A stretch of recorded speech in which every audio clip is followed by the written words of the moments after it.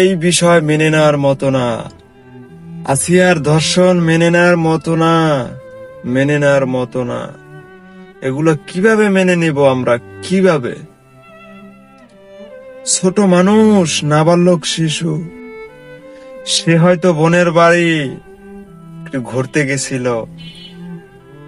ছোট বয়সে সবারই মন চায় একটু ঘোরাফেরা করতে। এরকম নরক পশুর হাতে যদি শিকার হবে, এটা যদি আগে জানতো আসিয়া যাইতো না। ও ছোট মানুষ, বোনের বাড়ি গেছে, একটু ঘোরাফেরা করবে, একটু ভালো মন্দ খাবে। কত আশা, কত ভরসার মনে ছিল।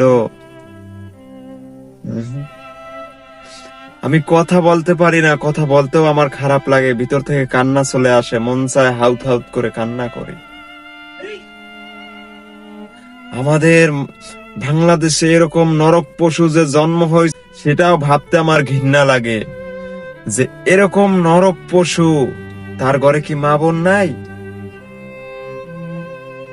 ও তো ছোট মানুষ, ওকে ধর্ষণ করার জন্য বেলেট পর্যন্ত ব্যবহার করা হয়েছে। চিন্তা করেন কতটা নিকৃষ্ট। ভাবতেও আমার কষ্ট হয়, এসব বিষয় মেনে নেওয়ার মতো না।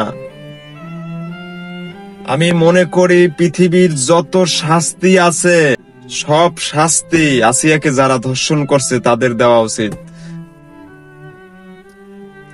কারণ এরকম আর যেন বাংলার মাটিতে কোন নরক পশু না করে।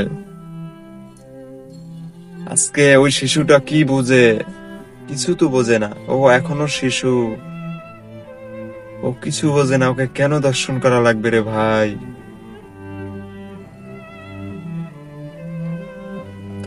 আল্লাহর গজব চলে আসছে, আল্লাহর গজব।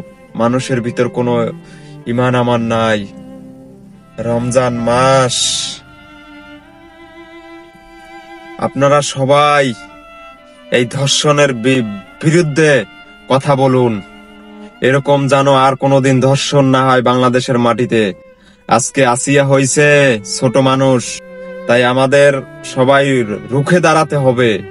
এরকম ধর্ষণ আর যেন না হয় বাংলাদেশের মাটিতে। প্রত্যেকটা রহস্য, প্রত্যেকটা ঘটনা তুলে ধরতে হবে। যেন আসিয়ার এই ধর্ষণকারীদের ফাঁসি দেওয়া উচিত। আমি মনে করি ফাঁসি দেওয়া, 90 দিন না 90 ঘন্টার ভিতরে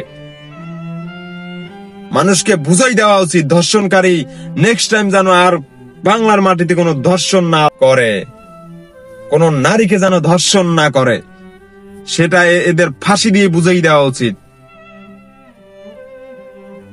ধন্যবাদ।